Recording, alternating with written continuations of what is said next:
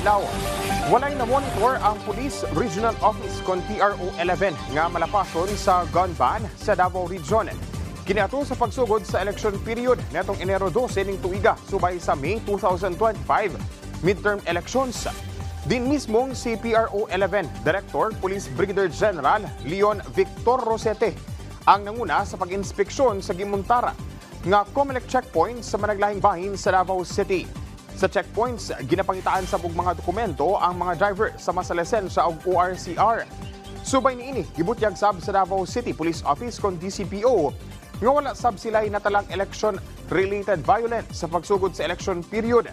Din walay na monitor ang DCPO nga paghupot og armas o ubang deadly weapons nga walay authority gikan sa Commission on Elections kon COMELEC.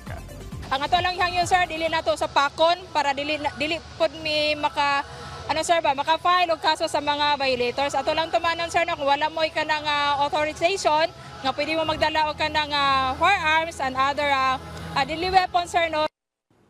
Moabot sa 26 kapanimalay ang ugdaw sa sunog sa crossing Bayabas, Turil, Davao City netong Sabado, Enero 11 sa St. Paul Street, Barangay Crossing Bayabas, Turil, Davao City. Sa report sa Davao City Fire District, misaka pa sa first alarm ang mong sunog nga nagbilin og kapin 40 ka pamilya nga nawad-an og puy-anan. Nagbilin kini og kapin 210,000 pesos nga kantidad sa danyos.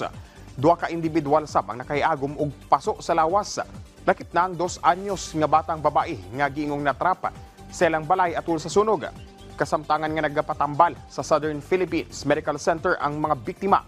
Nanawagan sa bugdugang pinansyal nga tabang ang kabanay sa mga nakahiagom og paso sa lawas.